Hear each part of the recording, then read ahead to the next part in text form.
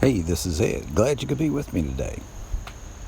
Today I'm just drawing a commission piece, layering with charcoal as much as I can to draw the left side eye. And as I'm finishing up with the layering, I begin to layer some of the fur and then apply the left eye with as much detail as I can. I draw the left side of the dog so I don't smudge the right eye, and I usually save the right eye for the very last piece of my drawing. And by this point in the drawing process, I've already oversprayed it, and so the rest of the charcoal sticks fairly well onto the paper. So now I'm just going to show you a little bit about how I go through the process of starting on the pupil, the center of the pupil, primarily the ridge of the eye. And aren't electronic devices wonderful for getting up close, getting detail on the photograph? So as you can see, I'm taking my number 6B charcoal because I want this to smear in just a few minutes with a brush that I'm going to be using, which creates all the magic for the realism that I need a little bit later. So I'm just basically adding simple dots and on the pupil. And here is my number 2B medium charcoal, which I use. It stays on the paper a little bit darker, and so when I take the brush and go over with this charcoal pencil, it does not rub quite as much. And I want to get most of my detailing in now with this charcoal pencil.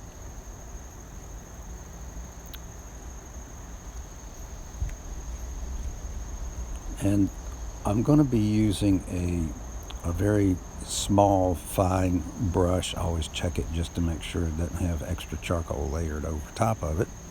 And as I go through this process, you will see that I'm just smudging right over top of the whole ocular pupil and allowing the charcoal to smudge around the edges, because I'm going to be coming back in a little bit with more fur detail, as you can see in this picture, and then I'll be attempting to put the highlights in.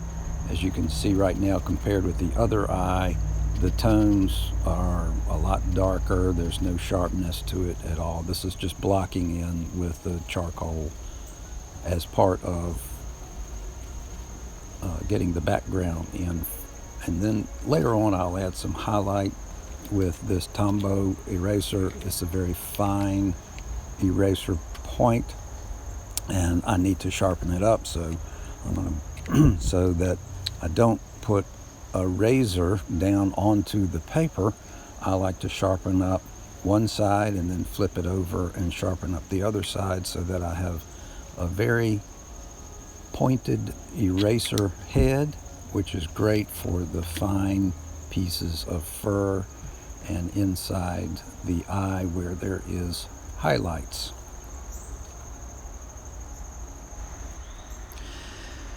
So on this you can see where I've darkened up the eye enough, but it's still not quite matching the other eye. And a little bit later on in the video you're going to see that I come back and I almost destroy the whole eye over again to layer it again with more charcoal and more highlighting.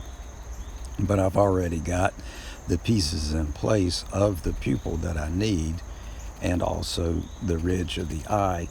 So I'm going to be layering on with more charcoal around the perimeter of the eye. And here you can see where I'm adding more detail with the Tombow eraser on the fur surrounding the eye, and it just adds so much fine detail that when the viewer's eye looks at this, you won't even notice the fur or anything else around it because it doesn't distract from the beauty of this dog's two eyes. The black nose, the two eyes, the darker mouth, they really make this piece pop quite a bit. Now this dog in particular has the two combinations of black and white. Even though the fur is mostly grayed so that I could get the fur layering in, just having the dark eyes, the dark nose, it makes the white fur appear to be brighter than it actually is. Now, in just a minute, I'm going to introduce this brush. It is a horsehair brush, and it is wonderful for going over the piece after you have all of the shavings of the eraser or of some charcoal dust itself. It won't even pick up on the brush, and it won't smudge your drawing. So I highly recommend a loose horsehair type brush. Do not, and I will repeat this again, never blow on your drawing, because I can't tell you how many times I have gotten a little moisture on my drawing and it does not come out once it sinks in. So that's why I always use the brush, and I use it several times throughout the drawing, but you don't see it as much in this particular drawing because I didn't have to use it at this stage. I also put a piece of tissue under my palms, again, so that I don't smudge the rest of the dog's right side of the face while I'm doing all of the detail work.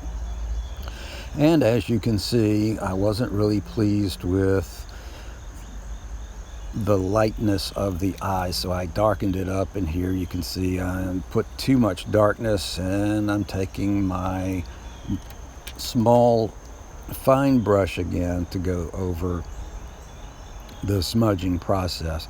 And I would say I use that one little small brush probably 95% of all of my drawings. This is a remarkable little tool. You've got to have this brush.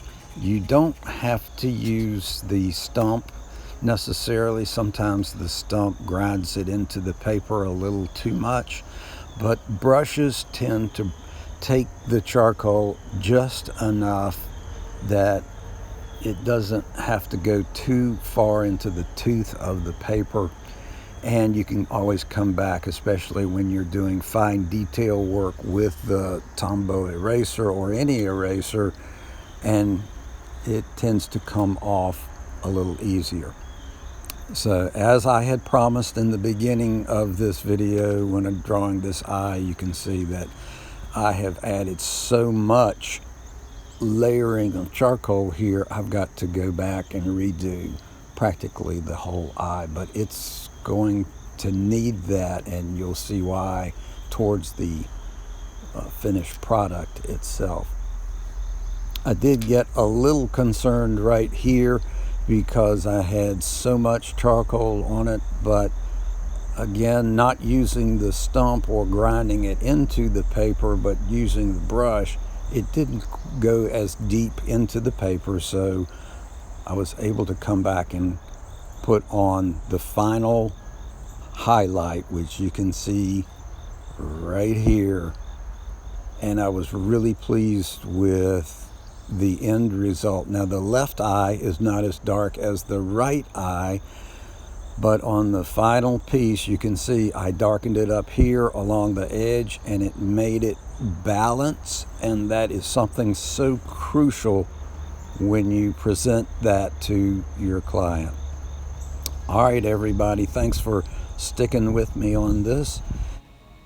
So the remaining 3 minutes of the video, I'll be going over materials, which a lot of viewers tend to ask me about. So here is the horsehair brush.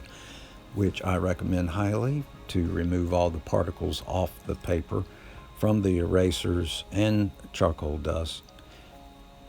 The instrument I use probably 95% of the time, which is a flat short hair brush for blending shadows and lines.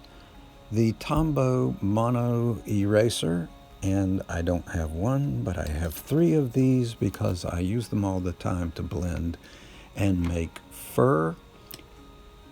The longer hair nylon flat brush is a paintbrush that my daughter gave me that I use for flattening out some of the charcoal from this paper, which is nothing more than fine sandpaper. You can also bend the paper and sharpen your pencil this way, or you can sharpen it this way and you can take the powdered dust off and use that later.